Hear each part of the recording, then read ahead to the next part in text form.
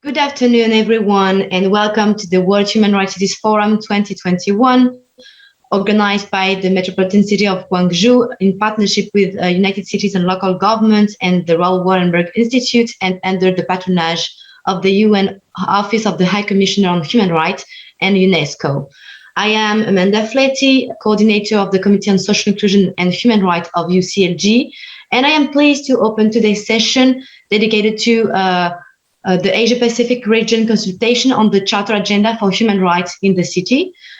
I hope that this session will be the opportunity to understand and analyze together the local experiences and perspective on human rights in the region.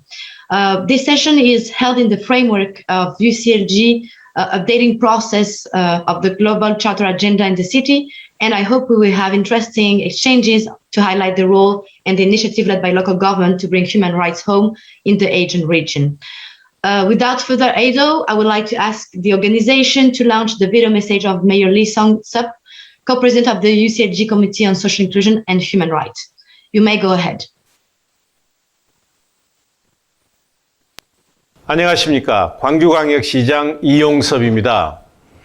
친애하는 세계지방정부연합 아태지부 사무총장, 지방정부 대표, 국제기구 대표, 인권 옹호자 여러분, 아시아와 세계 인권도시 운동의 현재와 미래를 함께 만들어가는 제11회 세계 인권도시 포럼에 참여하신 여러분을 진심으로 환영합니다.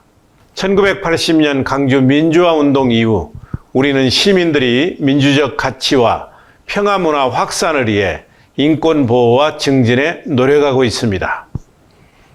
우리 강주는 1998년에 아시아 인권헌장을 채택했고 세계 인권도시 포럼을 통해 지난 10년 동안 세계 각국의 도시들과 함께 인권 증진을 위한 지방정부의 역할에 대해 논의하고 연대해 왔습니다.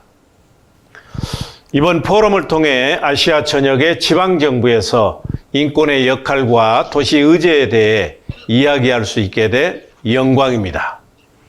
저는 이번 논의가 코로나19 대유행과 기후위기에 맞서는 상황에서 아시아 지역이 더욱더 인권에 기반을 둔 포용적 도시를 만드는 데 있어 폭넓은 의견을 나누는 기회가 되길 바랍니다.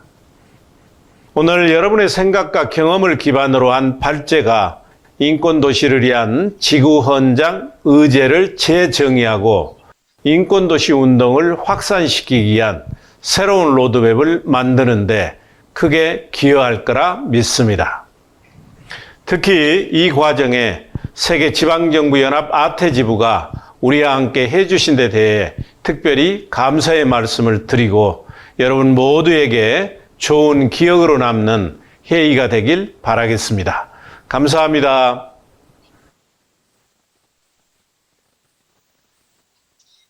Thank you for this first video message from Mayor Lee. I would like now to welcome Alderman Linda Woltman from the city of Utrecht. Please, the floor is yours. Thank you very much, and Mr. Lee Yong-ju, it's great to see you again in a digital manner this way, but also again, I think it's great to see each other. Dear colleagues, some of us saw each other exactly a year ago on this same forum in Gwangju, and now 1 year later, we assume to see the first light of a world opening up again, a world in which we start to think about the future. A future in which it would be of great value if we could enhance the connection between our cities and making human rights our bonding principle. And we know that human rights or no human rights could make a big difference for the people in our cities. Various well-known initiatives of key members in our UCLG world organizations are a good proof of this point. The leadership of the right to housing, on education, on digital rights, on access to a healthy living, on protecting LGBTI rights, and so on. Although we have a lot of local expertness on all these themes, it's a huge challenge to find collective words for a shared aspiration in our cities. And that is exactly the reason that we are working at UCLG on a new pact for the future. And we contribute to this international agenda through our Committee of Social Inclusion, Participatory Democracy and Human Rights. In 2011, the UCLG World Council adopted our first Global Charter Agenda for Human Rights in the city. And in this work, we defined a common denominator to use the international human rights standards to challenge and to improve our local policies and daily practices. Working towards our Pact for the Future, we are also updating this charter. And we will give space to new voices, new themes, new challenges, and the input has come from all parts of the world. And also, we want to position human rights cities as drivers of this process of transition. Human rights cities should be the demonstration site for just and sustainable futures. So I am very excited to join this session in which you as representatives of Asian cities will share your vision on the revision of our global charter. What do you think are the themes that you want to add from the perspective of Asian cities? Which new rights should be discussed on the international fora from your point of view? And how could we formulate our challenges in an interregional, entangled and visionary way? And I'm also quite curious where we see similar and dissimilar challenges for several things and add additions to the existing global charter. But combining our views and ideas could create an important input for the update we are working on.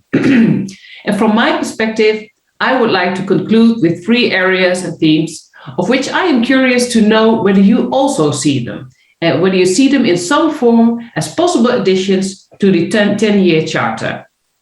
First of all, I would like to mention the right to a life of a healthy environment and a sustainable world. In many places in the world, we have seen successful lawsuits in recent years against ecocide, against large-scale environmental pollution, against not taking climate measures, also based on human and fundamental rights. And it means that human rights are playing a growing role in the protection of our nature, of our ecosystems, climate and diversity, and not just of people. Unlike 10 years ago, I think we now have a widespread awareness that humans are not a species in isolation. It looks like that we finally have the right to survive if we help other species to survive as well. Secondly, unlike 10 years ago, there has been a much more profound critique of the new neoliberal idea that fundamental rights above all guarantee a minimum at the individual level. Through large-scale processes of collective inequality increase, who bears the heaviest consequences of climate change? Where are the populations vaccinated fastest? Who will or will not have access to affordable and safe housing? Who lost their income during the pandemic? And therefore, the human rights issues has also become much more an issue of social equality. And I think that in a new charter, there will be a kind of shift from sufficiency to equality. And therefore, human rights will increasingly become an intervention in collective distribution issues. And thirdly, I would like to mention the whole range of ethical issues surrounding the digitalization of society. The huge increase in digital video communication technology during the pandemic is only one small aspect of this much broader trend. Very important, of course, is the right to having access to the digital world. And that became a very clear problem in many school classes when big groups of children had difficulties to follow education via computers at home in a quiet and supportive environment. In cities, the consequence of all these dimensions come together in a highly concentrated form. Digital illiteracy, misinformation, fake news, job displacement, privacy issues, lack of transparency and centralization of power, human loss of control to intelligent machines, and so on. So let me close by reaffirming that our committee, as an inspiring platform, will be very happy to welcome your most diverse leadership, your commitment and expertise on the design of our joint transformative post-COVID vision of our future and our updated World Charter for Human Rights Cities. So please, the floor is yours. Thank you very much, Adam and Boatman, for sharing and framing the discussion that we want to have today. I think you have pointed and highlighted all the outcomes we would like to have after this session, and hopefully we will have interesting discussion on all the human rights challenges in the region. I will now start with a quick presentation, a little bit on the UCLG Charter agenda process update. I'm going to share my screen.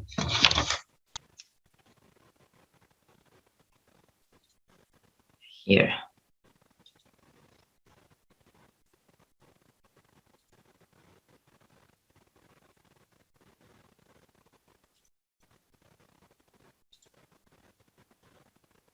Is it working? I'm sorry, because I cannot see it. Yes? It's working. Perfect. Thank you very much. So briefly to introduce a little bit the reason of this session and the process of the UCLG Global Charter agenda on human rights in the city. It's important to highlight that the first human rights cities was self-declared in 97. It was the city of Rosario in South America, and since then we have been seeing across the world a growing interest from local governments from all the regions to embrace human rights principles in their local agendas, trying to embrace human rights as guiding principle to put people's needs, aspirations, and rights in their local policies.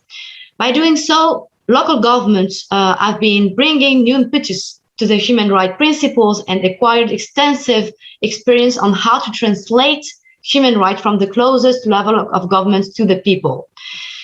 And local governments such as the city of Gwangju, the city of Utrecht, the city of Vienna, Barcelona, Mexico, have been trying first to define local framework of commitment to define a vision of human rights city, but also bring this experience to the international stage and try to create this international dynamic movement of human rights cities. And that's where we are now, 25 years after the first self-declared human rights city. UCLG has, of course, heard these voices of local governments raising their voice to defend human rights at the local level. And UCLG decided to adopt in 2011 the UCLG Global Charter Agenda of Human Rights in the City, which was the first international document connecting all these local experiences that I've been seeing through the declaration of Montevideo, of Gwangju, of Montreal, and trying to connect all of the different initiatives into one document to shape this vision of human rights in the city, but from a local perspective, from the vision of local governments on how to translate these human rights at the local level. So where are we now? In recent years, we have been developing also the collaboration with the UN, and especially with the OHHR, the Office of the High Commissioner on Human Rights, and trying to build a more structural dialogue and cooperation between all the UN mechanisms, UCLG and the local government constituency to recognize the role of local government in the promotion and protection of human rights at the local level. We are now at a specific moments after 1 year of pandemic, where we have been seeing all the issues, all the human rights issues growing all across the world. But also, we have also been hearing human rights not only as challenges, but human rights also as a solution that local governments could propose, could raise their voice to guide local action and to guide the new social contract we want to build after the call of the UN Secretary General, Antonio Guterres. So what we seek here, defending the human rights-based approach, is to defend a concrete improvement, a concrete transformation for the everyday life of the citizen, as Linda Voetman was sharing. We want to advance new narrative and developing a comprehensive and inclusive approach where public policies are interconnected. And that experience that human rights cities want to bring at the international stage. Where we are now also is how can we build this? How we can build this commitment of cities from across the world together, joining this international movement of human rights cities. And for that, UCLG made a proposal of 3 different processes. One is celebrating this 10th anniversary of the Charter Agenda, and launch a follow-up process toward the UCLG Congress in 2022, where we seek to have regional consultation, and today's session is one of the regional consultation we want to have, to hear the priority and experiences and policies led by local governments from all the different regions. And that's part of this bottom-up process we want to create from UCLG with the UN. Also launching questionnaires and pre-contribution, and we hope that after this session we will be able to share with you these questionnaires and contributions, so you could participate also to this process. And then also design, as Linda Voetman was saying, shaping this new era of rights we want to have in the post-pandemic era. The second process is the launching of the campaign, of an international campaign that we would call Cities for Rights movement. It's tried to have 1,000 human rights cities and territories by 2030. And this international campaign would be declined in 3 different steps. First is trying to have 10 first cities self-declare human rights cities, then have 100 self-declared human rights cities in 2022, and have thousands self-declared human rights city in by 2030, in link with the achievement of the Agenda 2030 and the goals, the SDG goals. The second step of this campaign is also, of course, bring together a working group of cities who would like to think together and to exchange on the vision of human rights cities and how to implement it and how to translate human rights at the local level through the Committee on Social Inclusion. And we hope to have this agenda, and the World Human Rights Cities Forum is one of the main and the core event of this international agenda to build this vision. And then the last process that we are also launching from UCLG is a learning platform and Mooc on local government and human rights, where we hope to have concrete tools to provide to local government and to all public servants to understand the process of how to become a human rights city, what it means to become a human rights city, what it means concretely in terms of public policies, in terms of local practices, and based on the real experience of local government who have been trying to implement such policies. We hope also to develop in our website of the Committee on Social Inclusion a knowledge hub. We start feeding this knowledge hub with all the practices we know across the world. And we hope here also to develop human city profiles where you will be able to check each process of the human rights cities. That's the 3 components of the proposal made by UCLG to create this bottom-up process in dialogue with the OHHR, the UN OHHR. So after framing a little bit this process that we are having, I would like maybe just in 2 words of conclusion, remind the importance of this commitment of local government regarding human rights. First, because this voice is also a way to strengthen the international movement of the human rights cities and territories, of course, but also to respect and to represent the diversity of local contexts and approaches. We seek through this process, through this consultation of today's session, to acknowledge, to recognize all the diversity of the approaches led by local government to translate human rights at the local level, and not only to bring one approach, but recognize these different models we have, these different processes, and engage more local government to develop their own process regarding human rights. And hoping that it would also turn this human rights, maybe sometimes it could appear as an abstract notion, towards a concrete approach that specifically addresses the inhabitants' needs. Thank you very much. I will now give the floor to Bernadia Tanjarui, who is the Secretary General of UCLG-CISDP. First of all, let me thank you again, dear Secretary General, for being there today with us. And we hope that would be a meaningful dialogue also for UCLG-CISDP. Thank Bernadia, you. the floor is yours. Thank you very much. Annyeonghaseyo. Very good morning, good afternoon, good evening, and greetings from UCLG-CISDP Secretariat in Jakarta. I think I like first to compliment City of Gwangju for promoting these human rights cities, and everyone here, every city that is present here, for working very hard in achieving these human rights in your cities and territories. And we know this COVID-19 gave us also another challenges. We see inequalities is widening.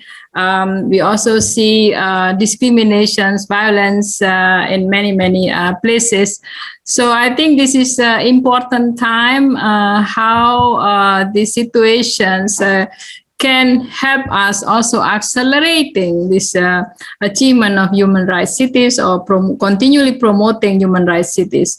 I don't need to explain how important this region. I think everyone loves this Asia Pacific region. This is the region we live with a big diversity. Also, we have a different level of development. We also have decentralization level that are different in many countries in this region. So, but we have to talk about opportunities here. Of course, it's important to discuss about challenges, but when you see this letter of Chinese of crisis, there are two actually Chinese letters. One shows crisis, disasters, but another letter shows opportunity. So in these consultations, what I like to have for discussions among the speakers here, what you see as emerging human rights challenges at the local level, that you think are quite dominant across the regions.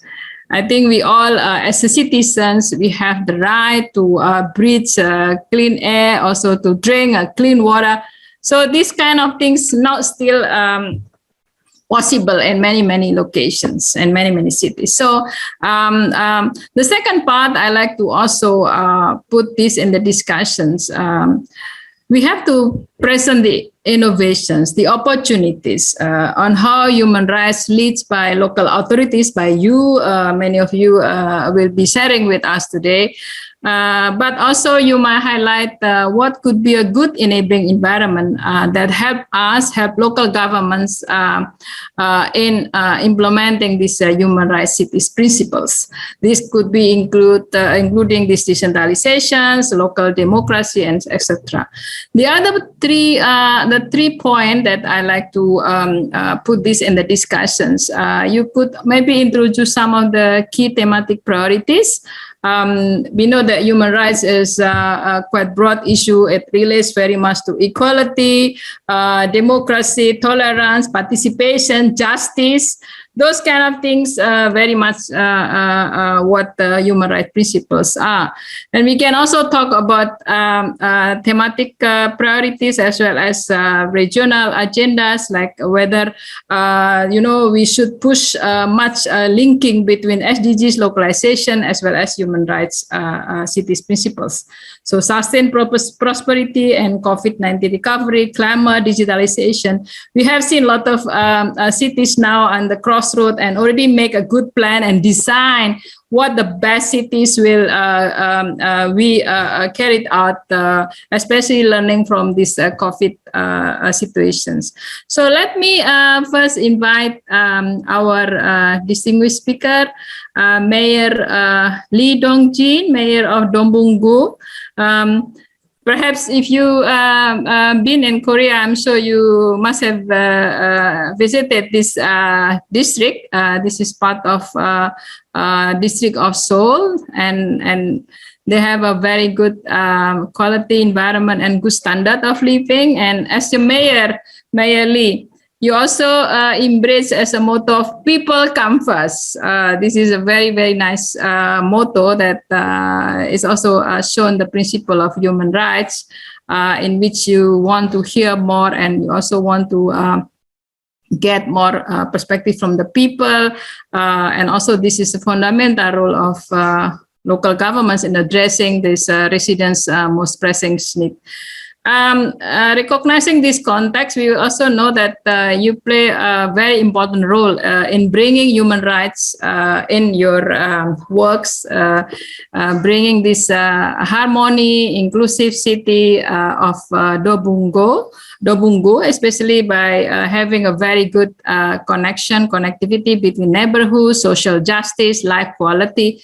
So, Mayor, I like to hear, and of course everyone here is looking forward to hearing from you, why it's important for you to foster this proximity by bringing these local governments closer to the people's life, and of course highlight the importance of human rights. And if you can also highlight some challenges and also some innovations, Mayor. So Mayor Lee, you have the floor. 네, 나디아 사무총장님, 도봉구를 잘 소개해 주셔서 고맙습니다. 네, 저는 한국 인권도시협의회 회장을 맡고 있는 도봉구청장 이동진입니다.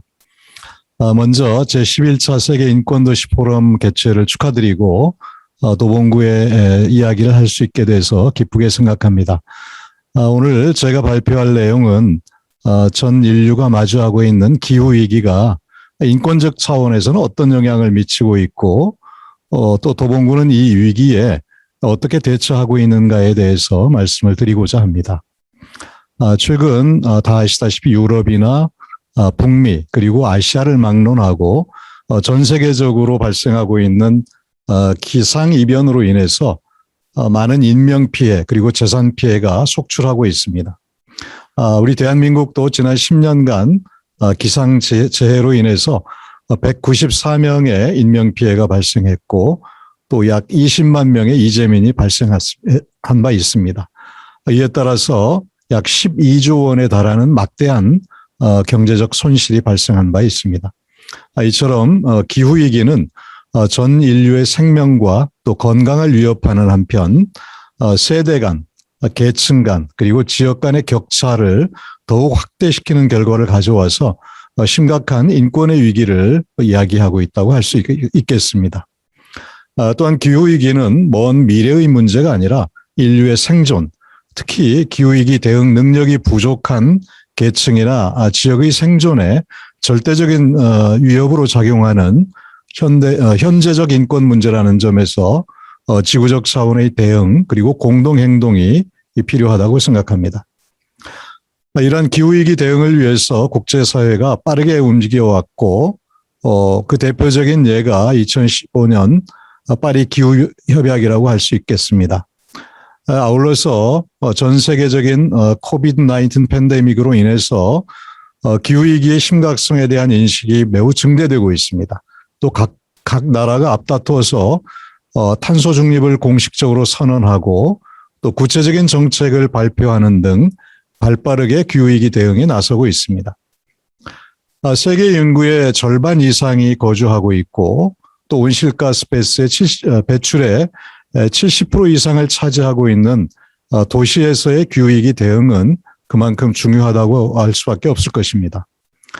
따라서 지방정부의 실질적인 온실가스 감축을 위한 노력, 이것이 매우 절실히 요구되고 있다고 할 수 있겠습니다.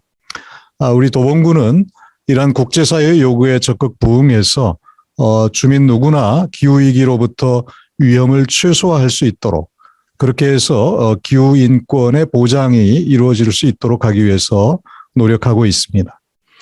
도봉구는 다른 지방정부에 앞서서 2050 탄소 중립 전략 그리고 실행 계획을 수립해서 공공의 역할을 강화하고 있습니다. 도봉구가 수립한 2050 탄소 중립 전략은 약속, 계획, 이행, 보고의 4가지 틀로 구성되어 있는데요. 첫 번째, 약속 분야에 대해서 말씀을 드리겠습니다. 도봉구는 올해 4월 22일 도봉구민 탄소중립 실천 헌장을 제정하였습니다. 또 지난 6월에는 UN 기후변화 협약, 즉 UNFCCC Race to Zero 국제 캠페인에 참여하는 등 국제사회에 탄소 중립에 대한 의지를 천명하고 약속한 바가 있습니다. 두 번째로 계획에 대해서 말씀드리겠습니다. 도봉구는 2050 탄소 중립 목표를 실현하기 위해서 지난해 9월 서울시 25개 자치구 중에서 처음으로 온실가스 감축 전략을 수립해서 발표한 바가 있습니다. 2050년까지 온실가스 배출량 134만 2천 톤을 감축해서 탄소 중립을 이루기 위한 연도별 로드맵을 구축한 바가 있고, 사람과 자연이 더불어 행복한 지속가능한 생태도시라고 하는 2050년에 도봉구의 미래상을 제시하기도 했습니다. 아울러서 탄소 중립 정책을 제도적으로 뒷받침하기 위해서 대한민국 최초로 서울특별시 도봉구 탄소 중립 기본조례를 제정했고 지난 9월 16일에 발표한 바가 있습니다. 세 번째로는 이행에 관해서 말씀드리겠습니다. 도봉구는 앞서 말씀드린 대로 탄소 중립 목표를 실현하기 위한 이행 계획으로 7대 전략을 수립했습니다. 7대 전략 분야는 첫 번째 녹색 빌딩, 그리고 녹색 수송, 녹색 에너지, 녹색 순환, 녹색 숲, 녹색 생활, 녹색 교육, 이렇게 7개 분야인데요. 각 전략 분야별로 이행 목표를 세웠는데요. 예를 들면 녹색 에너지 분야는 신재생 에너지를 300메가와트를 보급하는 것, 그리고 녹색 순환 분야는 생활 폐기물을 50%로 감축하는 것 등으로 구체적으로 설정하고 있습니다. 이런 것들을 실천하기 위해서 61개의 세부 사업들을 수립해서 추진하고 있습니다. 나머지 사항은 생략하도록 하겠습니다. 참고로 우리 구의 올해 온실가스 감축 목표는 5만 763톤으로 책정하고 감축을 위해서 노력하고 있습니다. 탄소 중립은 공공의 노력만으로는 불가능합니다. 시민 참여가 필수적인 것이죠. 시민 참여를 지원하기 위한 도봉구의 사례에 대해서 간략히 말씀드리겠습니다. 우리 도봉구는 시민들이 누구나 생활 속에서 쉽게 실천할 수 있도록 하기 위해서 내가 실천하는 10대 온실가스 줄이기 방법을 홍보하고 이 중에서 2가지 이상을 선택해서 실천을 약속하는 온실가스 1인 4톤 줄이기 약속 캠페인을 전개하고 있습니다. 지난 9월 30일까지 주민 9,024명이 참여해서 연간 온실가스 7,067톤 감축을 약속한 바 있습니다. 내년부터는 온실가스 감축 마일리지 제도를 도입해서 탄소 중립에 동참한 시민들에게 실질적인 혜택이 돌아가도록 할 예정입니다. 마지막으로 도봉구는 탄소 중립에 대한 시민의식을 고취시키기 위해서 다양한 환경교육을 하고 있는데요. 또 환경교육 전문기관인 도봉환경교육센터를 운영하고 있습니다. 이를 통해서 매년 2만 명 정도의 지역 주민들에게 기후위기 대응 교육을 수강할 수 있도록 기회를 제공하고 있습니다. 지금까지 도봉구의 탄소 중립을 위한 실천 계획 그리고 시민 참여를 확산하기 위한 여러 노력들에 대해서 소개해드렸습니다. 대한민국 지방정부의 하나인 도봉구의 여러 사례들이 기후위기를 극복하기 위한 지구촌 각 지역에서의 노력에 작은 도움이 될 수 있기를 희망합니다. 아울러서 기후위기로부터 인류의 생명과 안전 그리고 인권을 지키고자 지구촌 각지에서 노력하고 있는 모든 분들께 연대와 존경의 뜻을 표합니다. 도봉구도 여러분과 함께 하겠습니다. 고맙습니다.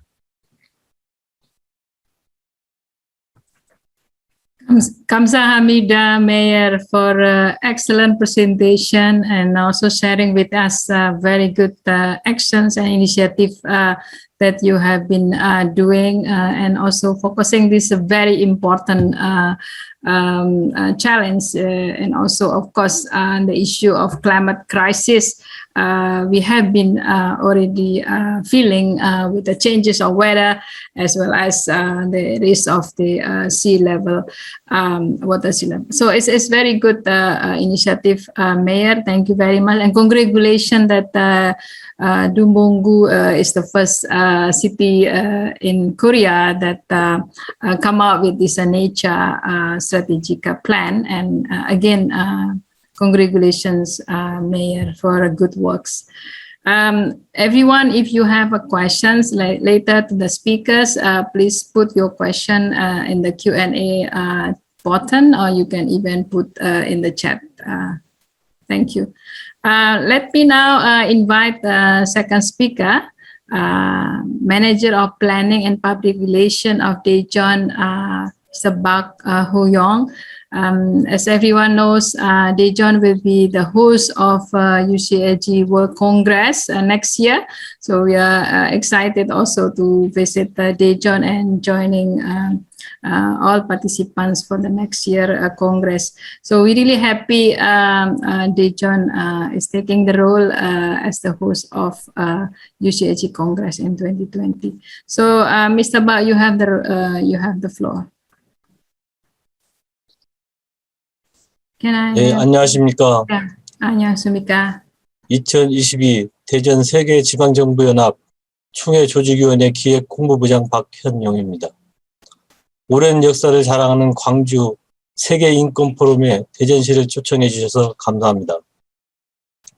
내년 10월경에 대전에서 개최되는 세계지방정부연합 총회에 대한 소개와 함께 대전시 인권부서의 자료를 바탕으로 말씀드리도록 하겠습니다. 대전시 동구 산내 곤룡골에는 세상에서 가장 긴 무덤이라고 알려진 곳이 있습니다. 학살지로 추정되는 8개의 구덩이를 연결하면 무려 1km로 이어지는 이 무덤은 한국전쟁 중에 국군과 경찰에 의해 학살된 7,000명 이상의 민간인이 매장된 곳입니다. 대한민국 역사 속에서 가장 큰 규모의 국가 권력에 의한 민간인 학살 사례이지만 지난 50여 년 동안 잊혀 있었습니다. 그러나 지난 2000년에 인권활동가들의 노력으로 다시 세상에 알려졌습니다. 또한 유족단체와 시민단체 그리고 지방자치단체와 중앙정부의 지속적인 노력에 의해 유해 발굴 및 평화위령공원이라는 추모시설 조성 사업이 진행 중에 있습니다. 그리고 지난 9월 23일 1,000구 이상의 유해가 다시 발굴되면서 대량 학살이 사실이었음이 밝혀졌습니다.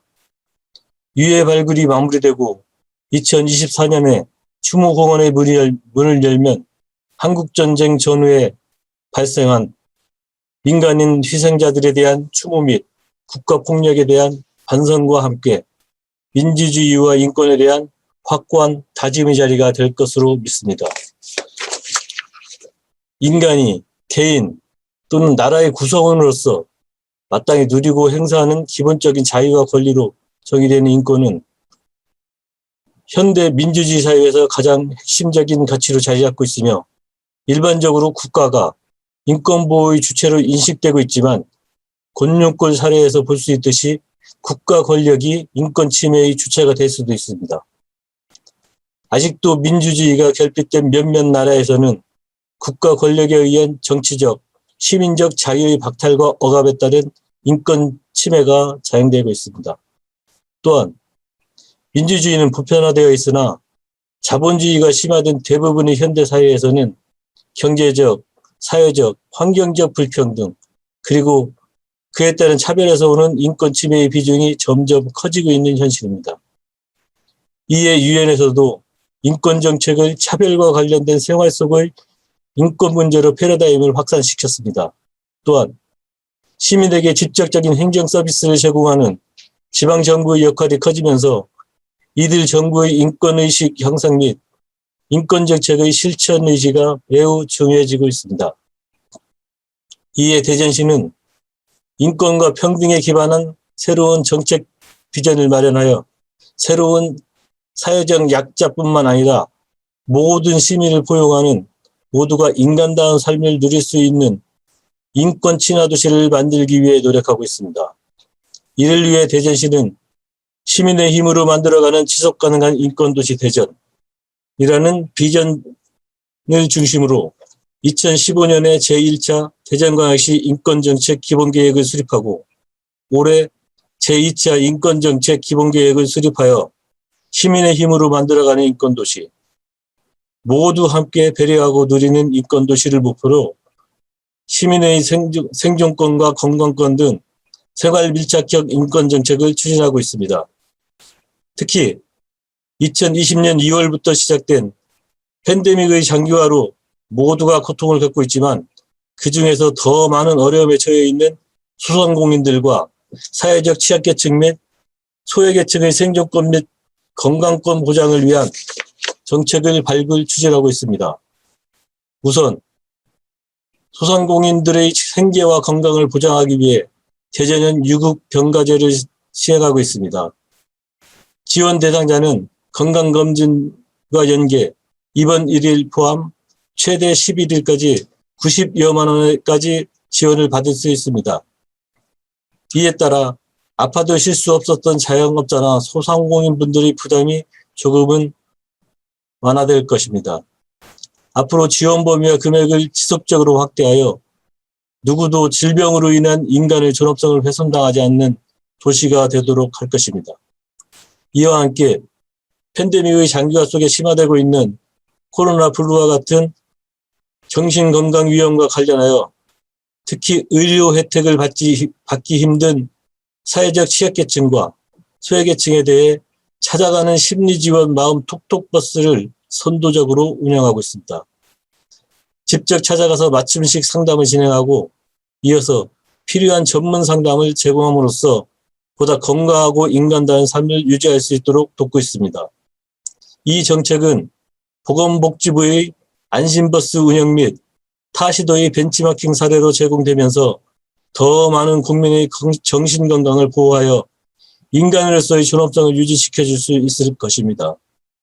인권정책은 무엇보다도 주민 참여가 전제될 때 실질적인 결실이 맺어질 수 있음을 깊이 인식하여 대전시는 이러한 정책과 함께 시민의 일생생활 속에 인권 존중 문화를 형성하는 데 노력하고 있습니다. 대전광역시 인권센터를 설립하여 인권 감수성 향상을 위한 시민교육, 인권 주간 행사 개최 등 다양한 행사를 통해 인권 문화를 확산시켜 왔습니다. 앞으로는 복지, 보건, 교육, 주택 등 시민 생활에 직접적인 서비스를 제공하는 지방정부가 인권 보장의 주체로서 큰 역할을 담당해야 할 것입니다. 그런 면에서 우리 대전시뿐만이 아니라 모든 지방정부는 인권정책에 앞으로 더 많은 노력과 발전이 필요할 것입니다. 이를 인식하고 보다 포용적이고 생활 밀착적인 정책 발굴을 통해 모두가 인권을 존중하는 인권 친화 도시로 나아가도록 함께 노력해 나가기를 바랍니다. 아울러 대전시는 2021년 7월 1일 조직위원회를 출범시켜 2022 대전 세계지방정부연합 총회의 성공적인 개최를 준비하고 있습니다. 지속가능한 도시의 미래와 세계 도시 공동체를 통한 평화 구축 등을 비전 목표로 하여 개폐식 등의 공식 행사와 총회, 기타 회의, 그리고 스마트 전시회, K-POP 콘서트 등의 다양한 시민 참여 행사를 준비하고 있습니다. 특히 세계의제 10개 섹션으로 구성하고 있는 대전 트랙은 UCLG 회원 도시들을 포함한 전 세계인들이 공유 가능한 공통의 가치를 담은 다양한 주제에 대한 국제사회 담론의 장이 될 것입니다. 그 중에서도 의제완, 인권을 토대로 도시의 회복력을 강화하자는 섹션에서는 대전시가 앞서 말씀드린 산내 곤룡골 유해 발굴 과정을 계기로 시민단체, 지방과 중앙정부 사이의 인권 거버넌스 구축의 중요성을 인식할 것입니다. 또한 과거의 인권 역사를 성찰하고 지속 가능한 인권 도시로 나가기 위해 시행하고 있는 다양한 인권 정책 경험을 공유하고 참가 도시들의 경험과 의견을 교환하는 자리를 마련할 것입니다. 이를 통해 전 세계 더 많은 곳에서 인권이 존중되는 지속 가능한 미래 사회 조성에 기여할 수 있도록 2022 대전 세계지방정부연합 총회에 여러분의 많은 관심과 참여를 부탁드립니다. 감사합니다. Thank you. Thank you very much, Mr. Bak, for sharing with us Daejeon's action initiatives on promoting human rights in Daejeon, including the services that you give to marginalized groups. Also, thank you for sharing the preparation of the UCLG World Congress 2022. You mentioned about this human rights aspects that will be also discussed, including peace. We are also hoping that our member from North Korea will be also joining this Congress in Daejeon next year. And lastly, you mentioned about some of the attractiveness, including K-pop. I'm very sure participants will bring their families to enjoy this K-pop. If you can bring a BTS, that I will bring my family too. Thank you, Mr. Ba, for a good presentation. So let me now invite. Let's move from South Korea. We move to Indonesia. I'd like to welcome here Pak Joko Hartono, Head of National Unity, Politics and Community Protections Agency of Semarang. Semarang City is a progressive city in Indonesia and is also well known as the forefront of human rights promotion in the country. So I think it's just good to have also Semarang joining us so that we can also hear from Semarang as one of the champions on human rights here in Indonesia. So could you tell us, Pak Joko, what Semarang has been doing, and also sharing with us some of the local initiatives, and also maybe you can highlight some of the emerging challenges and maybe priorities that you want to see, because this discussion is about consultations. What will be the priority for this region, Asia? So you have 7 minutes, Pak Joko, please. Okay, thank you, Fernanda. Assalamualaikum warahmatullahi wabarakatuh. Salam. Good evening, ladies and gentlemen. My name is Joko Hartono. My position in local government Semarang is Secretary, National Unity and Politics Agency of Semarang. I'm glad to meet all of you. And now I will talk about tolerance, participation, democracy, and social justice in the city of Semarang. Let me show my presentation.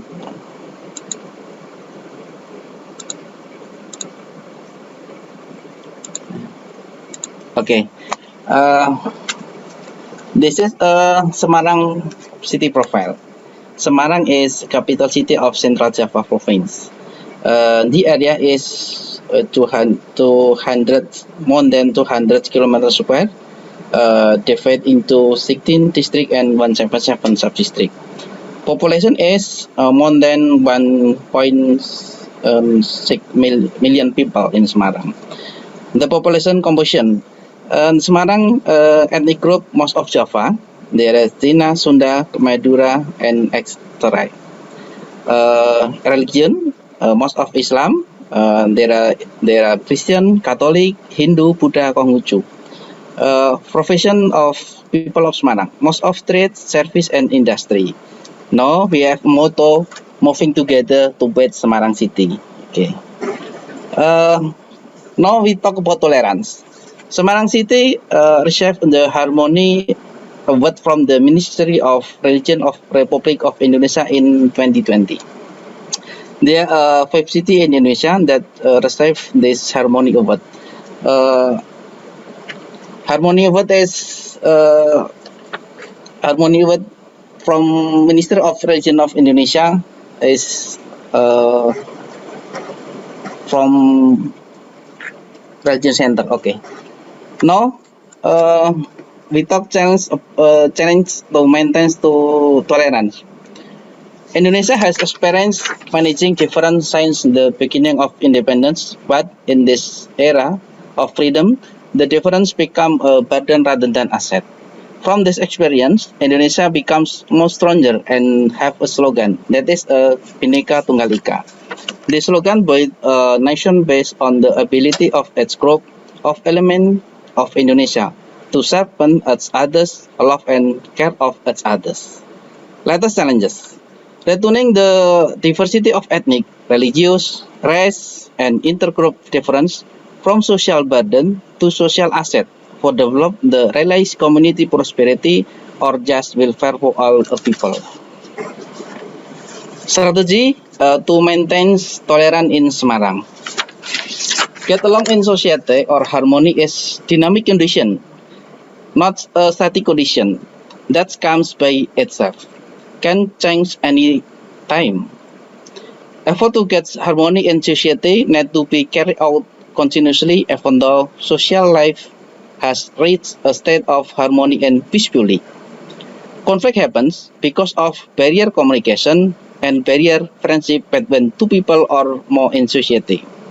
Minimize barrier communication and barrier friendship between religious leaders and their followers.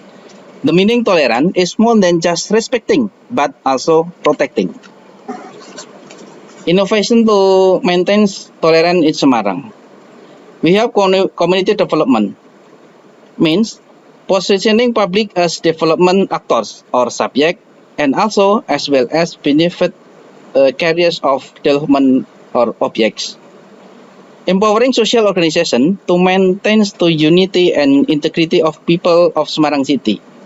The organization is Religious Harmony Forum, religious organization, mass-based community organization by the form of grant, facilitation, and cooperation or partnership principle with government budget. This is implementation our motto, moving together to build Semarang City.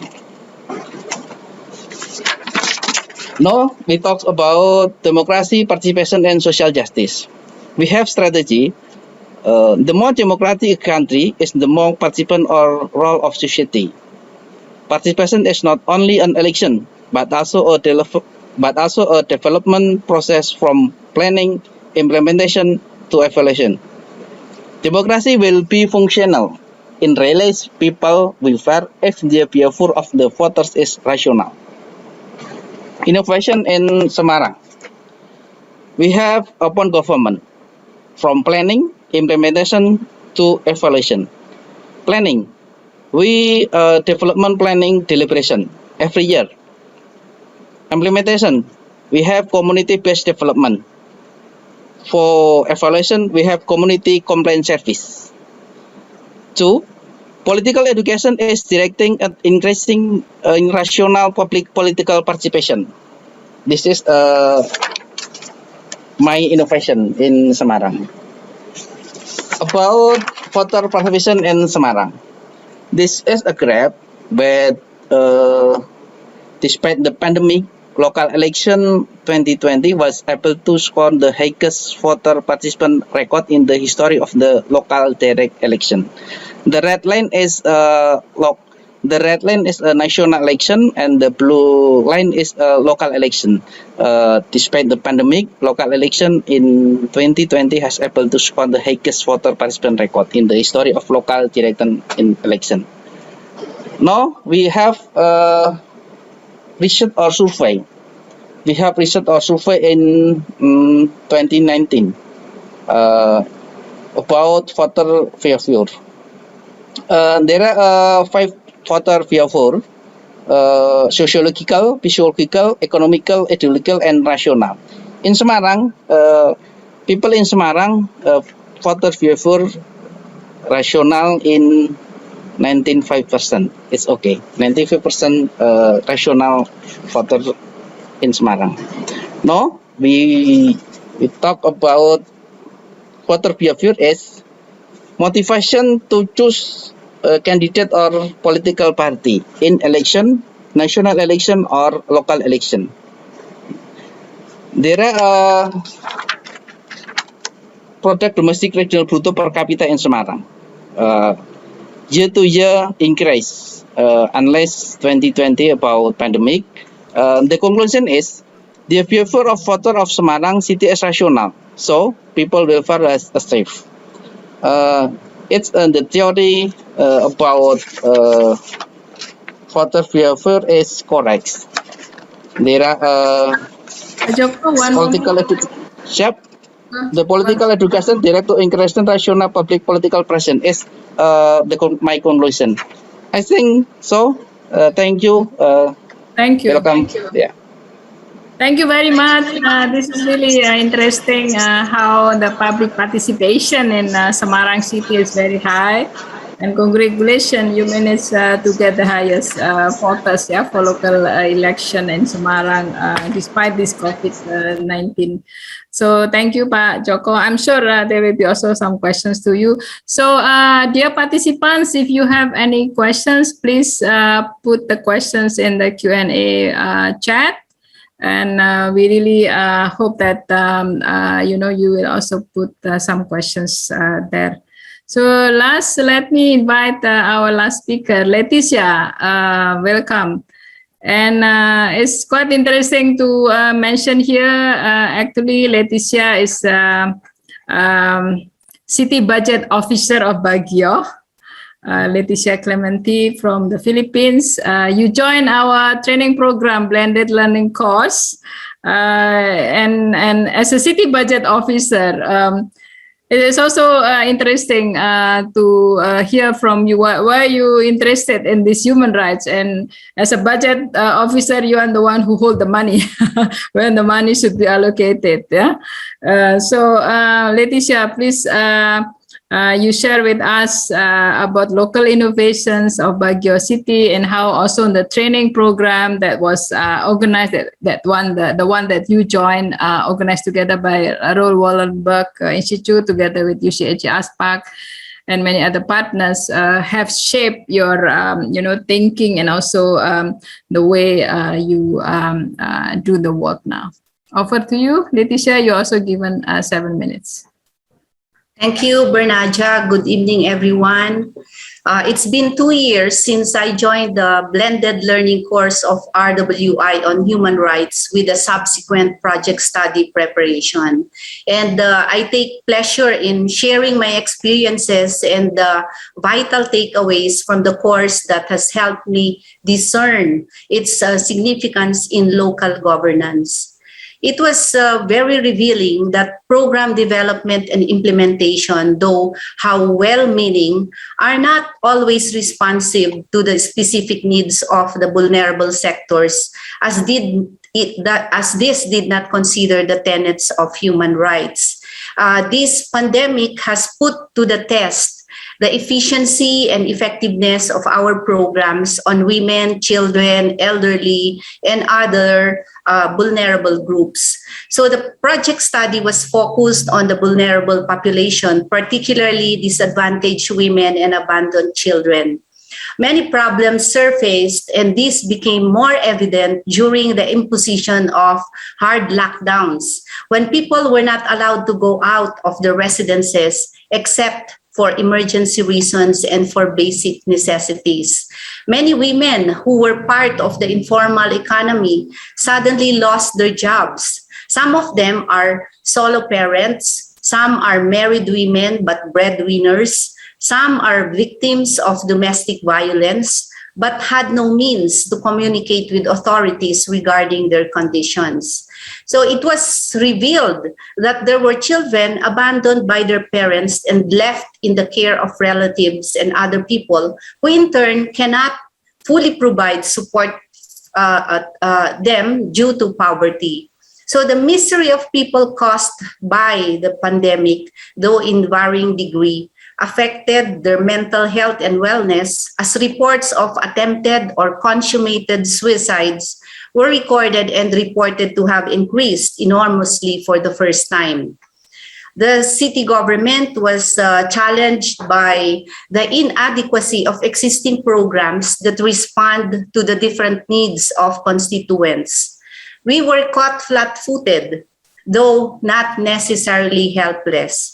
We were challenged with the data available in our hands, which were either outdated or insufficient, that cannot provide nor can be a basis for appropriate strategies and interventions.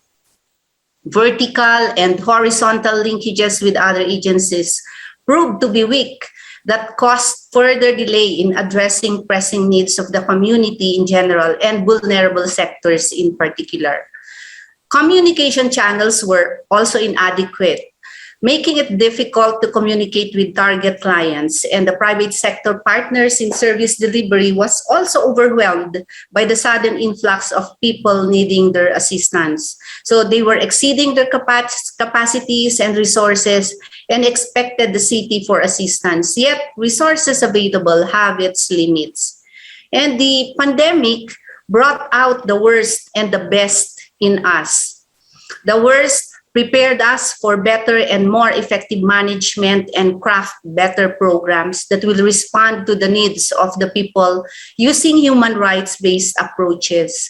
Since the heightened awareness on human rights perspectives in program, project development, policy formulation, and implementation, the city has restructured its policies, where human rights-based approaches are appropriately included in its plan and budget.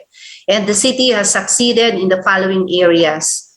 It strengthened vertical and horizontal collaboration with national agencies and other government institutions through data sharing and joint planning and budgeting exercises. A citywide census is ongoing to profile the entire population. The objective is to establish an updated and relevant database for planning and budgeting purposes. Data on culture has also been included in order to identify the different indigenous cultures, arts, crafts, and heritage with the end in view of preserving and making them relevant in the current times. While we already have updated database for women and orphaned and vulnerable children, which is now being in use in identifying more appropriate activities, the citywide census will validate more the integrity of data originally gathered.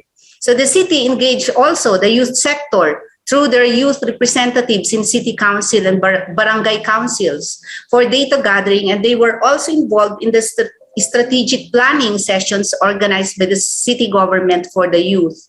We were able to update our gender equality and development code, making it more inclusive and promotes human rights-based approaches in program development.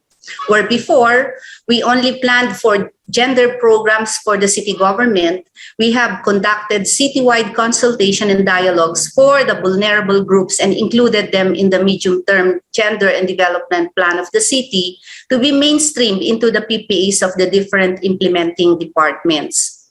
We also forged an agreement with the private institutions catering to vulnerable and abandoned children for resource sharing, which is now included in the mandate of the Social Services Department. Since we had that agreement, these private institutions have been active partners in our counseling sessions in the communities. We funded the capacity development programs for our women entrepreneurs who are engaged in micro and small enterprises and provided a stimulus package to tide them over while they transition to the new normal.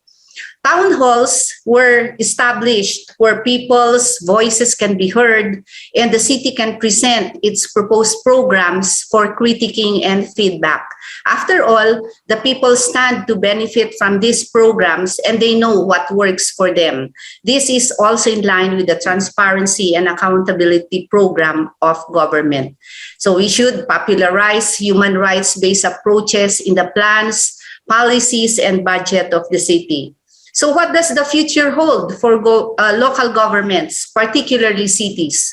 Hope springs eternal, as they say, and there are vast opportunities for cities and a bright future for its citizens. There must be conscious effort to act and govern within the framework of the Global Charter Agenda for Human Rights in the city through identifiable strategic activities that are measurable in terms of performance within prescribed timelines to allow the evaluation of impacts on the community.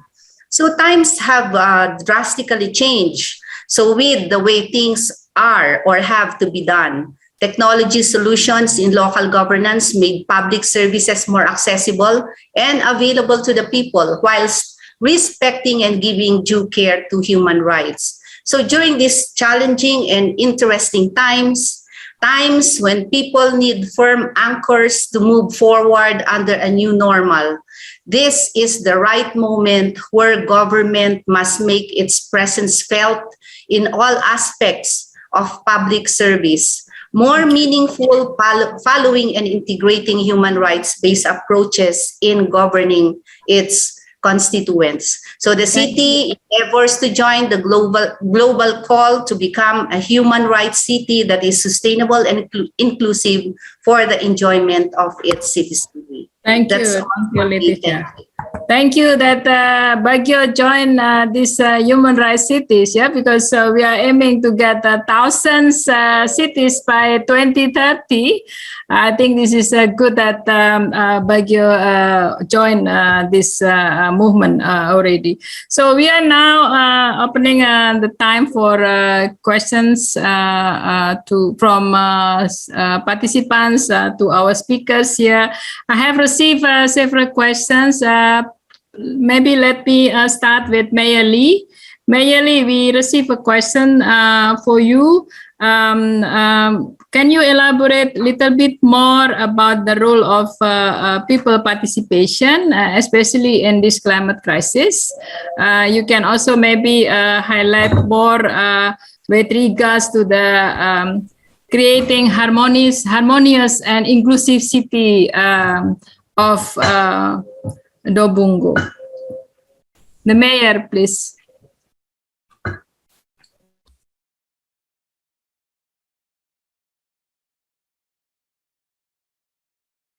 네, 질문해 주셔서 고맙습니다. 네, 인권이라고 하는 것은 자신의 권리가 중요하다는 것을 주장하는 것뿐만 아니라 타인의 권리의 소중함도 인정하는 것, 이것을 포함하는 개념이라고 생각합니다. 따라서 배타적이고 또 이기적인 사회 분위기에서는 인권이 존중될 수 없다, 이렇게 생각합니다. 이런 관점에서 우리 도봉구는 시장경제 체제에서 경쟁이 일상화되어 있는데 이로 인해서 파괴된 공동체 문화를 어떻게 회복할 것인가에 대해서 많은 고민을 하고 또 다양한 노력을 기울이고 있습니다. 공동체 회복을 위한 1차적인 과제는 무엇보다도 중요한 것이 시민의 참여라고 생각합니다. 지역의 문제를 해결하기 위해서 시민 참여의 과정은 서로에 대한 이해를 넓히고 또 상호 존중의 문화를 만들어내게 된다고 생각합니다. 도봉구는 대한민국에서 최초로 주민 참여 기본조례라는 것을 만들어서 다양한 영역에서 시민들이 자신의 목소리를 낼 수 있도록 그렇게 제도화했습니다.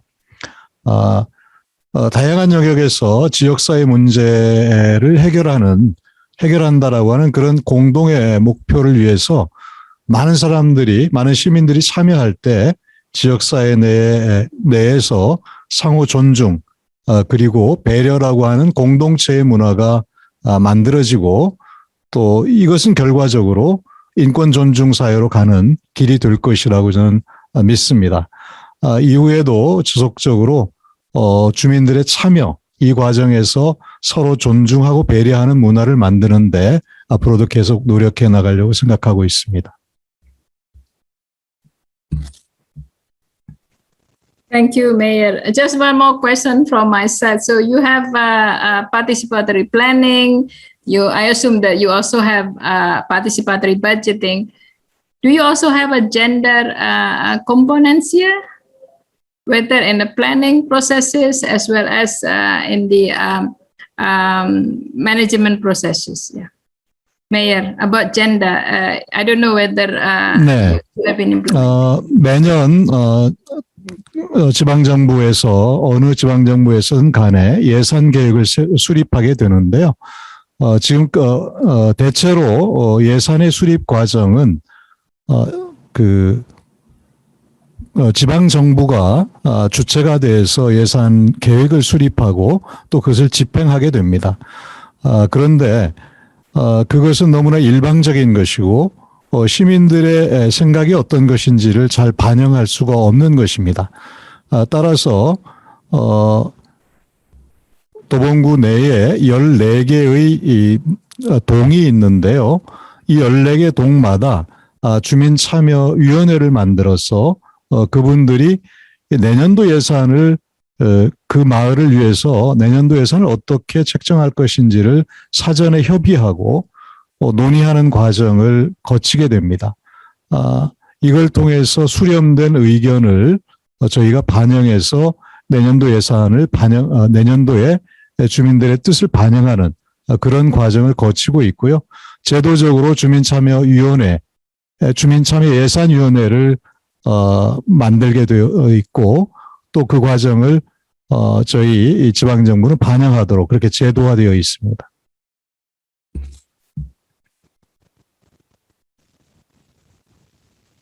Thank you very much, Mayor Lee. Let me now go to Semarang. Pak Joko, we have a question for you.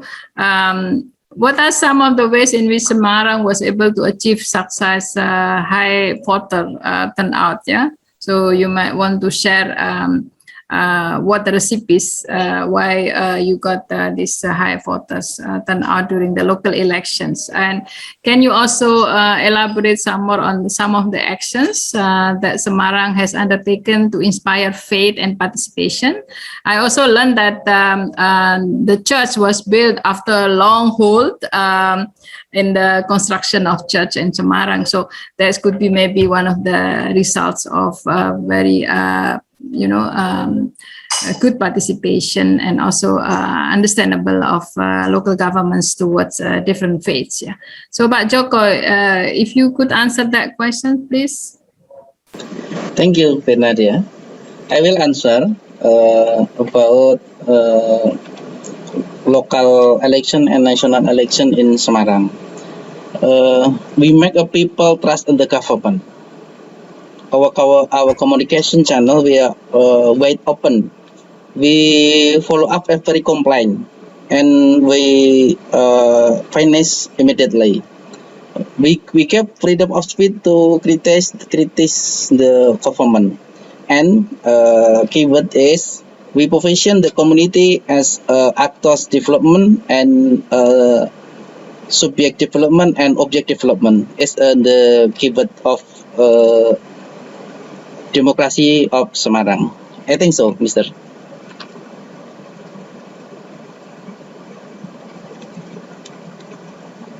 Next question. Thank you. Yeah. Okay. Thank you, Pak Joko. I think it's clear. There is a trust, yeah, between citizens to local governments of Semarang here. That's why people are so excited and joining this local election. I don't see any more questions here that given by participants. But before, is there any more question? No? Okay. So there is no more question from participants. Before I close this session, I like to ask each speaker to say just one sentence or two sentences as the key message that you want to put in this outputs of the consultations. I like to start with maybe Leticia first because you spoke last just now. So just one sentence. What the key message that you want us to put in the outputs of these consultations? As the mayor always says that governance is beyond politics. Yes. So trust of the people would reside on that note. Thank you. Thank you, Leticia. I think it's clear governance is beyond politics. We have to have a trust, and I think people come first, as this is a motto of Mayor Lee, what he said earlier. So thank you. Let me go now to Mr. Buck. One sentence from you as a takeaway or a key message.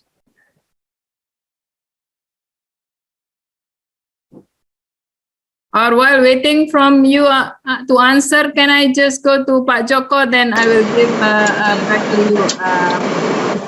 Yeah. Thank you. Pak Joko, just one sentence. Or Okay. Closing statement is there are no democracy without participation, and democracy is not a goal. Democracy, but democracy is tools to get welfare state. I think so. Thank you. Yes, I also completely agree with you. No democracy without participation. Democracy is a tool. It depends, what culture you have, but democracy can be used always for a positive aspects. Yeah, and participation is definitely needed here. So, Mr. Buck, you already got some sentences, or you? I don't know, maybe, yeah. What is your closing statement or key message here related to human rights? 네, 모든 지방 정부나 세계의 각 지방 정부 사이에서 그 인권에 관한 소통이 가장 중요하지 않을까 그렇게 생각합니다. 서로 좋은 정책이나 그에 대한 생각 그런 것을 공유하고 함께 실천해 나가는 그런 것이 가장 중요하다고 생각합니다. Yes. Yes, thank you, Mr. Ba. Indeed, we need to communicate with other cities as well. And I just want to go back again to the target that we have to have 1,000 cities join this World Human Rights Cities by 2030. This is, and I'm sure that you will be helping us in reaching those targets, Mr. Ba. So my last given to Mayor Lee, I'll ask you to be speaking last because I think you can. I'm sure you will have a strong message as well. 네, 베르나디아 사무총장님께서 1000개의 인권도시 말씀을 해주셔서 저희가 보니까 UCLG에 가입이 안 돼 있었는데요. 사무총장님 권유에 따라서 가입하도록 그렇게 하겠습니다. 인권은 상호 존중과 배려의 마음이다 이렇게 정리하고 싶습니다.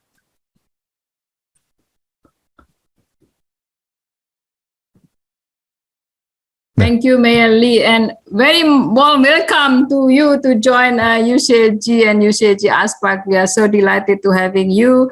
And indeed, human rights is based on respect and tolerance and, of course, participation. So actually, this is the way I put as a conclusion. So I'm happy that every speaker already come up with a closing statement that become my conclusion for this session. So I like to thanks every panelist here for a wonderful sharing, for a very good and excellent contribution to the session.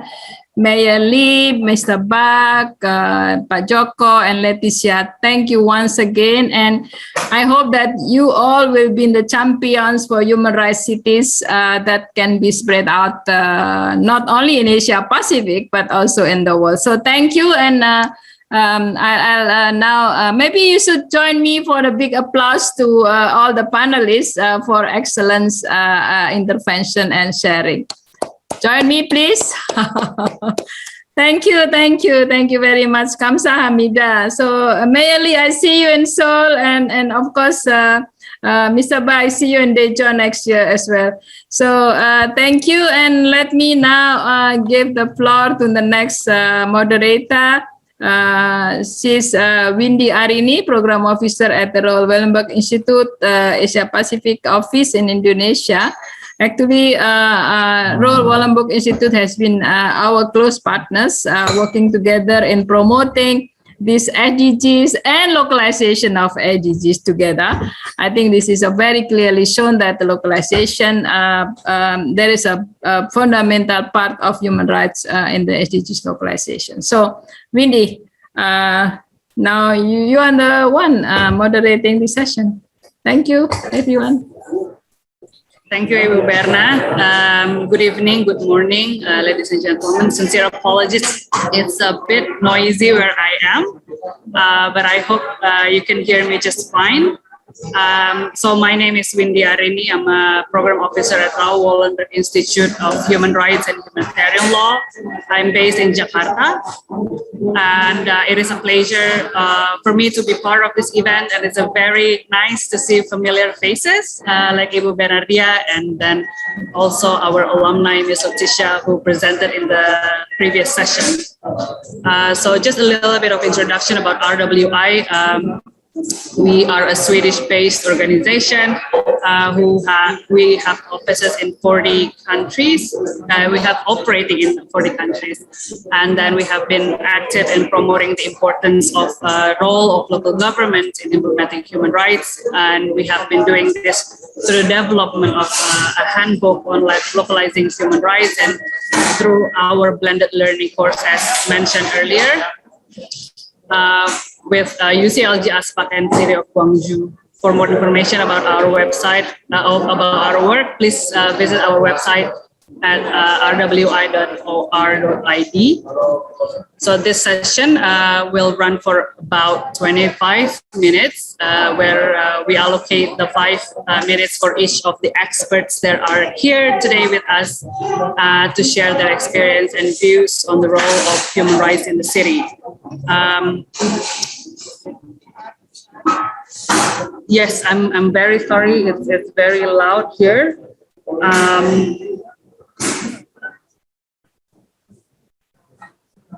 So for the first speaker is Ms. Katya Chirizi she's the Deputy Regional Representative of the UN OHCHR, Southeast Asia. We have a question directed to Ms. Katya, which is, could you provide a general overview, Katya, of the human rights situation in the regional context of your office?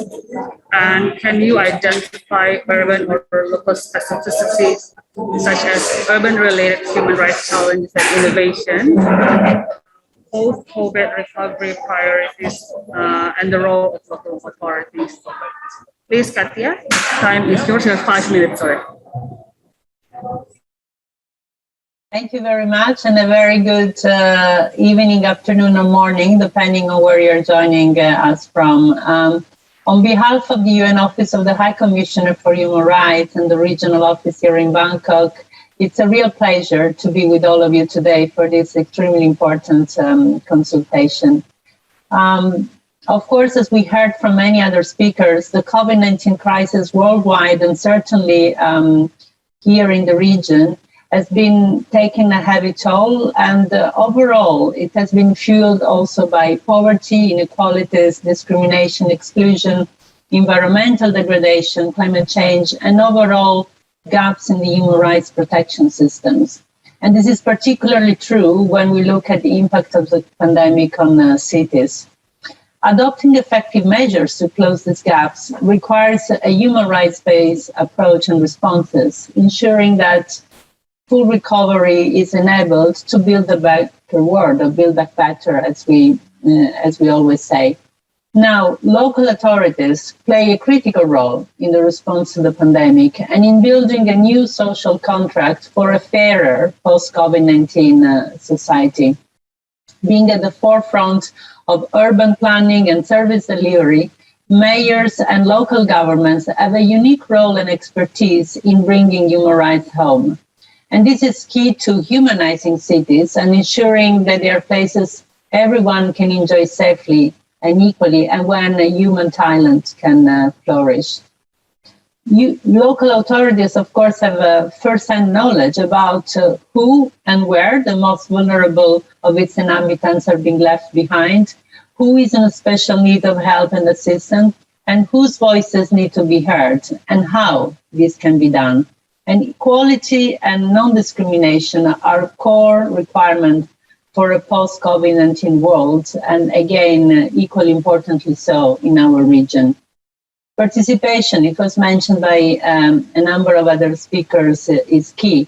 And all decision-making processes in the cities, including those related to urban planning, housing, water, sanitation, education, health, infrastructures, budgetary processes, and the design of strong and effective early warning systems and addressing climate change must be transparent and subject to monitoring and public scrutiny.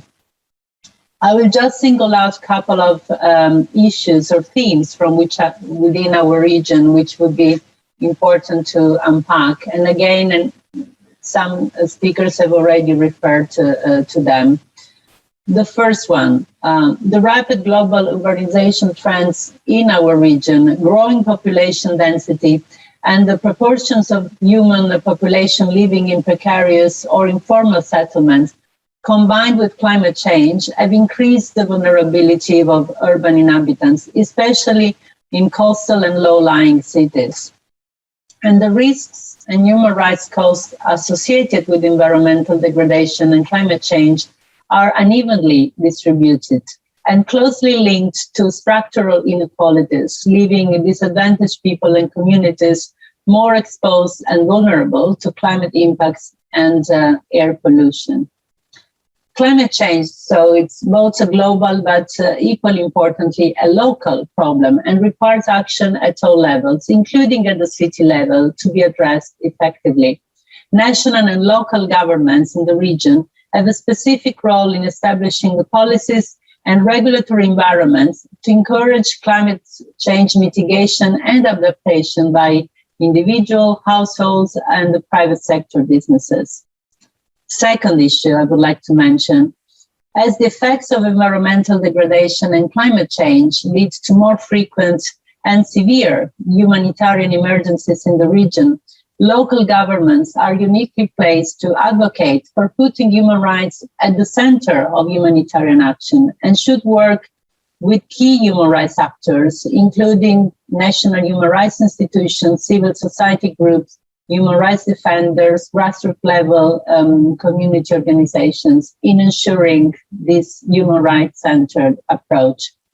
Humanitarian crisis in the region creates new human rights concerns and exacerbate existing ones, including forced displacement, discrimination, including in access to aid, and increased risks of violence, including gender-based violence.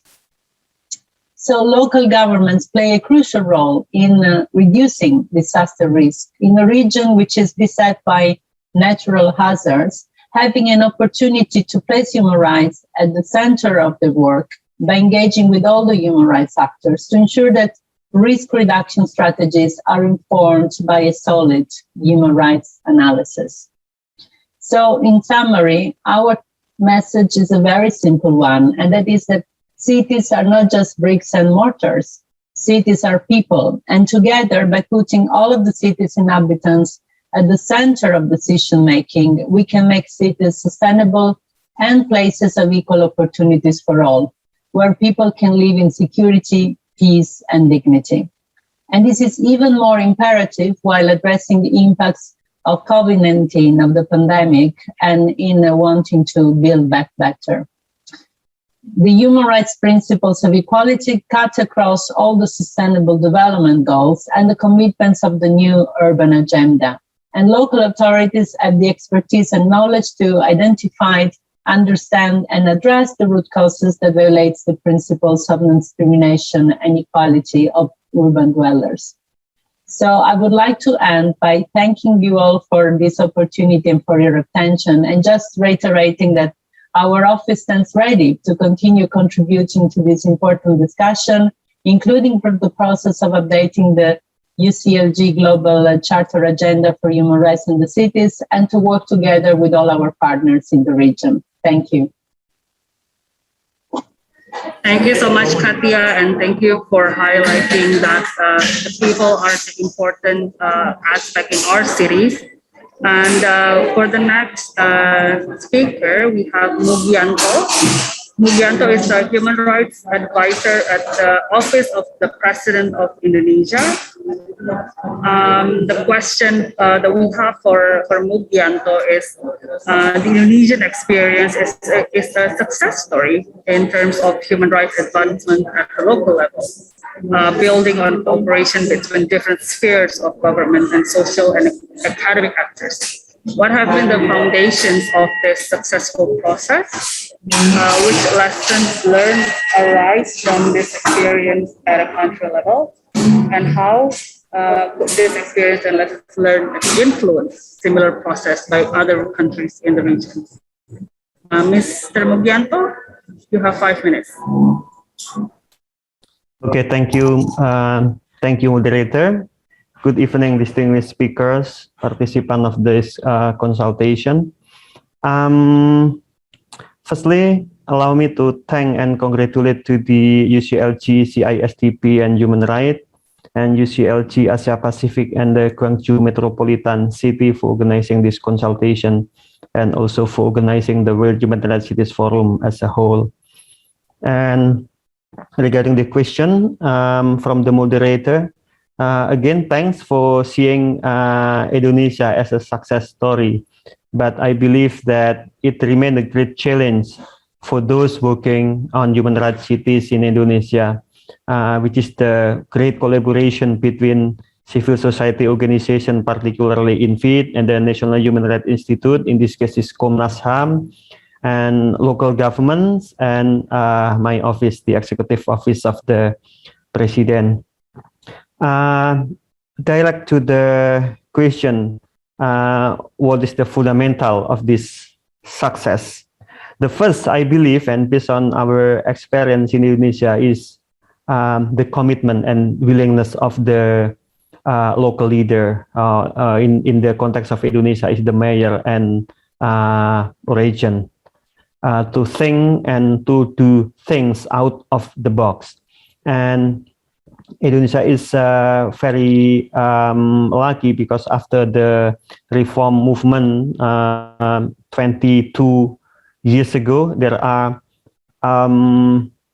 many young politicians who was then elected as local leaders who have open-minded and progressive point of view, and they are the ones who are committed to make their cities and regencies as or to be human rights cities. So this is the first, the commitment and the willingness of the local leaders.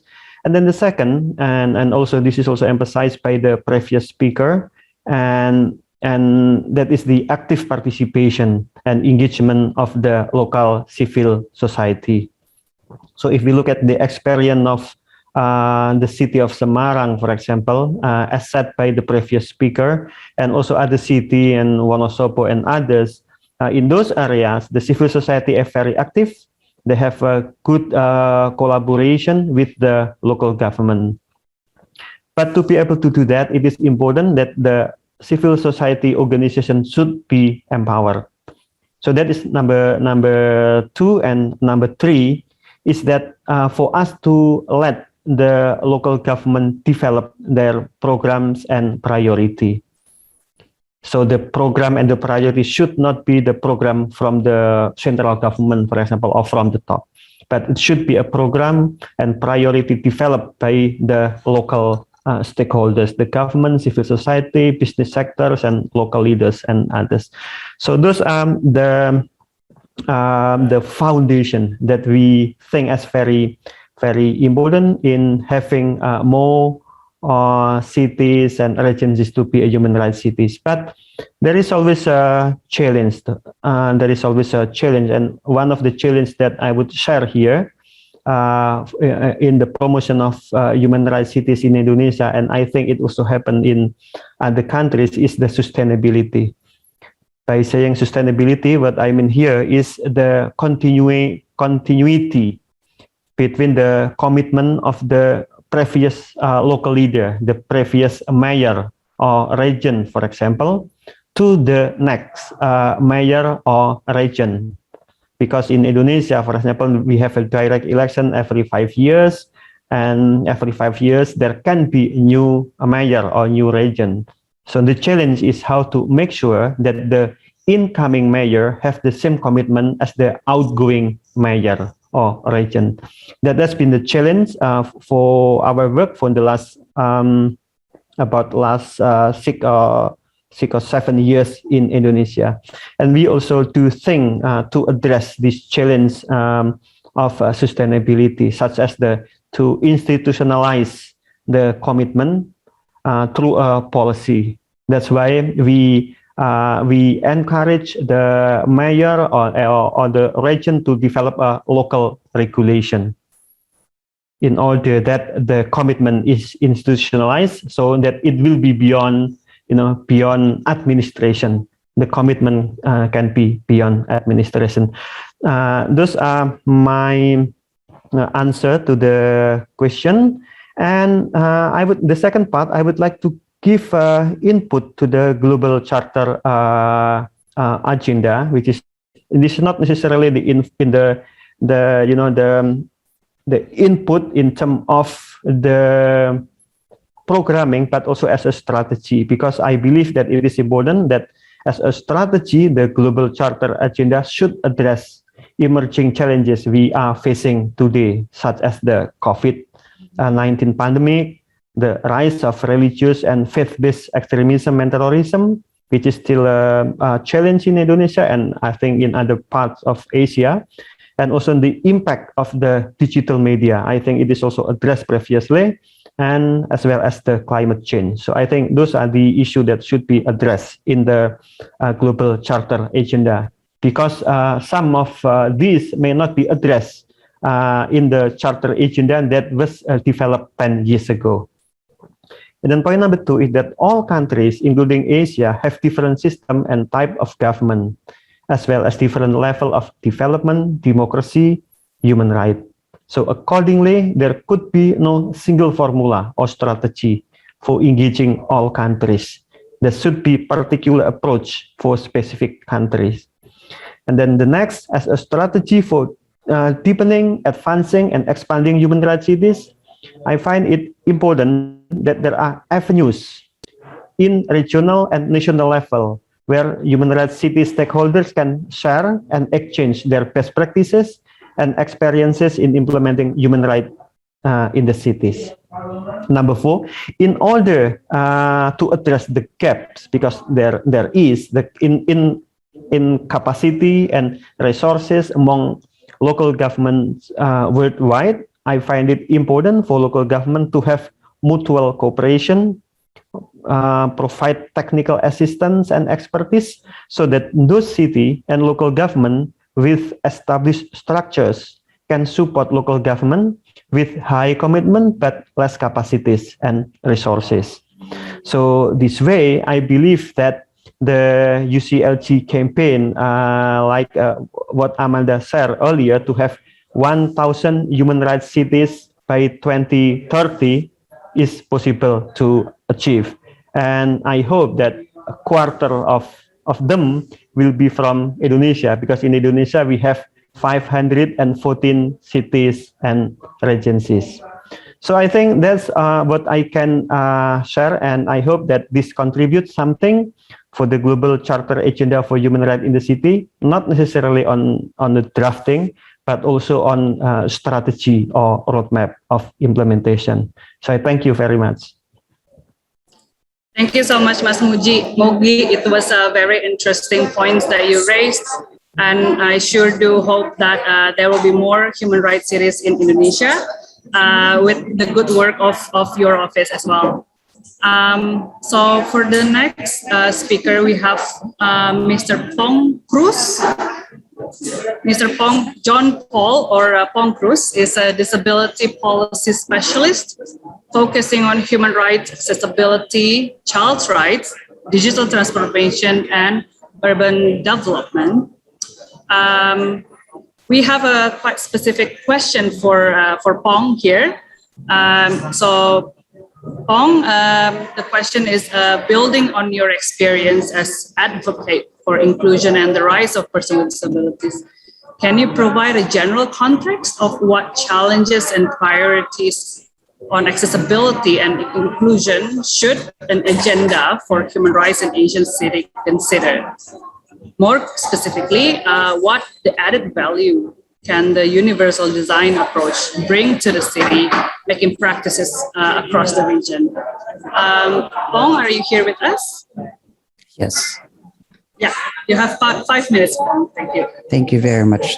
Thank you, Wendy. That's a very important question, because in the last decade alone, cities in Asia Pacific have been going through major shifts that could change and shape how local leaders view the right to the city of people in the margins, like people with disabilities and older persons.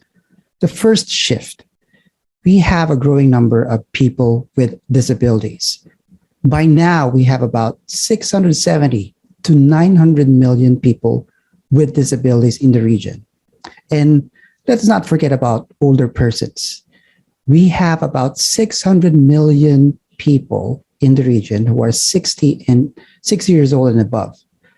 And if you put this together, we have about 1 in every 3 person in the region who has a disability or is part of the older person's community. And these more than 1 billion people are not marginalized because of their age or because of their disability, but because cities are designed and made by people who are young and people who don't have disabilities. The second shift, in Asia Pacific, it has the fastest growing cities in the world. Right now, we have half of the whole region living in cities. And 70% of the fastest growing cities in the world are in Asia Pacific. Just to give you a context, the global average increase in every year is 2.4%. In Asia Pacific, we have 6% of annual increase. The third important shift is the pandemic. COVID-19 has magnified the impacts and the importance of the first 2 shifts that I mentioned. We see that reports that COVID survivors tend to have difficulty in functioning. In a way, they're having some disabilities. And this is because of the long COVID. Second, we see that cities felt the first and the worst impact of the COVID in health, transportation, employment, and education. And this calls for a review of the city's urban systems. Do they still work, or should we rethink? Universal design is at the core of the solution to the problems. And what universal design is telling us is that we have to redesign cities by first, we have to look at the people first and then design the city, not the other way around.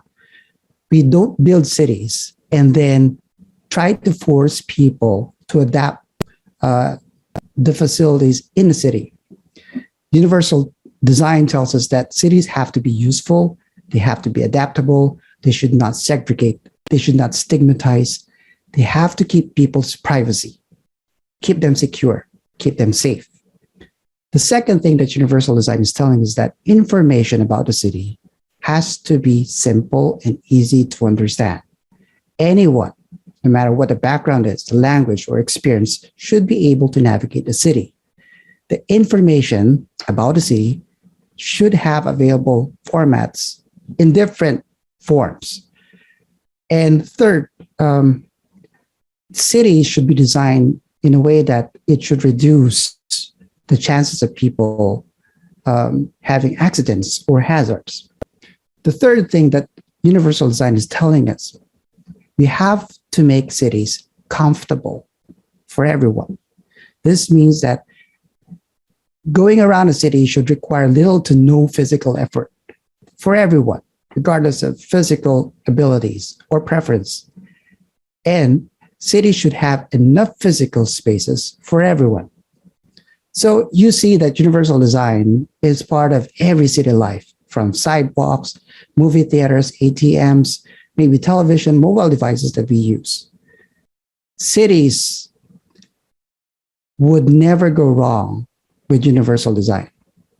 So knowing how useful universal design is, the question to our local leaders, why not use universal design? And why not now?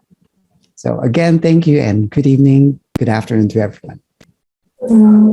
You are very punctual, John Paul. I like this. Thank you. So thank you very much for the very good point. We just discussed about universal design yesterday in our BLC exclusive event as well. So this is a very interesting topic, and I would like to hear more about that. Maybe not now, but in other opportunities. So for the last speaker, we have Ahmad Rifai. Ahmad Rifai is a co-founder of Kota Kita. It's an NGO based in Indonesia city of Solo, which I have the pleasure to meet earlier this year.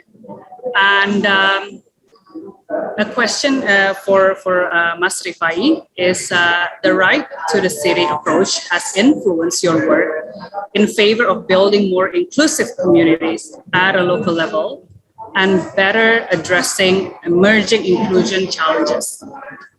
What added value can this approach bring to the work of the urban actors across the region, including the local governments and civil society? According to your experience, Mas Rifai, how do you think citizen participation and community organizing can become better articulated with local government, particularly in terms of advancing urban upgrading process? Please, Mas Rifai, you have 5 minutes. Thank you, Mbak Windy. Ladies and gentlemen, dear panelists and also participants, it's such an honor to involve in this kind of wonderful opportunity on the World Human Rights City Forum. I have a chance to participate in this moment. I'm representing Kota Kita, but also representing my colleagues from Global Platform Right to the City, especially in the Chapter Asia.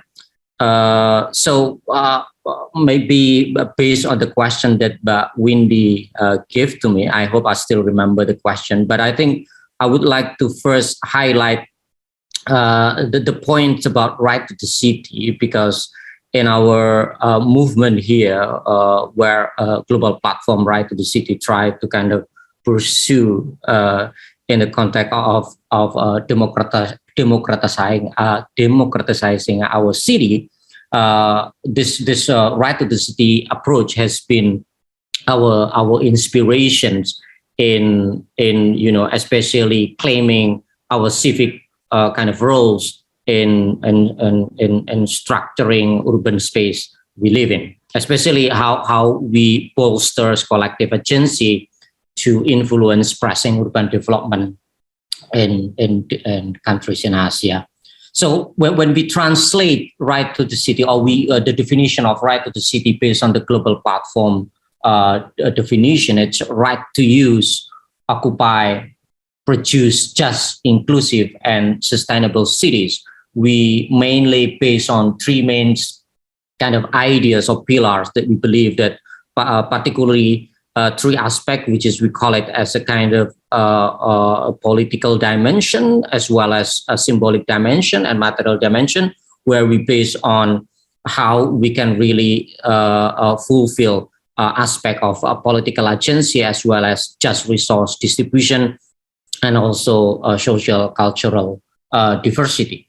What really kind of matters in our kind of experience in Asia, and recently we conduct some kind of assessment, the perspective of right to the city in Asia context. We found that in Asia context, the policy actually, especially in the context of local government, there has been kind of different kind of policy tailored within within the urban kind of development context that accommodate the principle of right of the city, especially to fulfill the right of the citizen in the context of structuring our urban space. So, for example, how cities in most of the Asia context, maintain participation of the citizen, at the same time also provide the basic services in the city. We also underline, also reaffirm some of notes with Pak Mugianto in the previous kind of presentation about the roles, the importance of the roles of civil society in Asia context, where civil society organizations especially play important roles in bridging and facilitating, mediating, and then campaigning, doing a lot of kind of encouraging kind of a process of the exercise of right to the city in the context of urban development in Asia. We also underline some of aspect, maybe this is quite some of the challenge where we still found that marginalized group in the city still face some kind of structural barrier in accessing urban resources, as well as how they can access decision-making process in the city. So this is some of the highlight of what is the context of the Asia that we just finished conducting some kind of assessment in the context of right of the city perspective in Asia. I also want to say that in the context of Asia, this is really in Indonesia, particularly in our experience with Kota Kita, participation or citizen engagement is crucial in making sure that all citizens can exercise their right to contribute to the decision-making process of our open spaces. We believe that citizens can be the heart of the decision-making process that determines the environment and the quality of living urban centers they reside in. And we found that it's still very challenging actually in the context of Indonesia and Asia, particularly the exercise of this participation. We found there are many challenges in the context of the practice of participation in Indonesian in ASEAN cities. So, for example, there has been some practice of domination by certain elites in development actors that hindered participation by say, for example, the marginalized or subordinate other group, especially marginalized group. Also, lack of information hindering meaningful participation by certain group, especially like what Pong mentioned, lack of information, especially that not accessible for some group of person with disability, also hindering meaningful participation from person with disability. At the same time, there is a scarcity of urban spaces, whether this is physical or social spaces, and it's create difficulties for inclusive citizenship to emerge. I don't know whether I still have a time, but some of current practices that the civil society, especially in the context of global platform, right to the city network, are promoting is that we want to kind of promote more right to information for deliberative participation. We also are pretty much kind of active in promoting inclusion of those who are marginalized. Say, because we believe in the context of current urban development processes, we believe that it's caused many imbalances, inclusion and marginalization of people due to limited access to resources. Structure. I'm sorry, if you can give your final conclusion, please. I'm sorry. I will jump to the final kind of promotion of a global platform, right to the city. So we also actively promote and creation of the open inclusive spaces in the cities. Thank you very much. That's close my presentation. That's all. Thank you so much, Mas Ripai. We have a couple of questions here in my Q&A box. With the very limited time, maybe I can direct one question to Mas Mugi. Mas Mugi, we have a question here. Can you give some examples of some other ways besides sustainability that the Executive Office collaborates with Indonesia's local governments as well as local CSOs?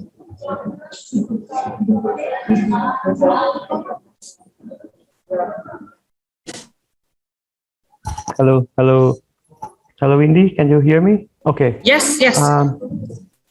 Okay. For the question in the question and answer, the role of the Executive Office of the President. Generally speaking, I said earlier that we give a bigger roles to the National Human Rights Institution and the INFID, and also the ministries related to this. And the role that we are playing at the Executive Office of the President is more to ensure that in all this process, there is no bottlenecking. This is related to the function of my office, which is to do the bottlenecking in the implementation or in the promotion and of human rights in general. So that's what I can say. Thank you.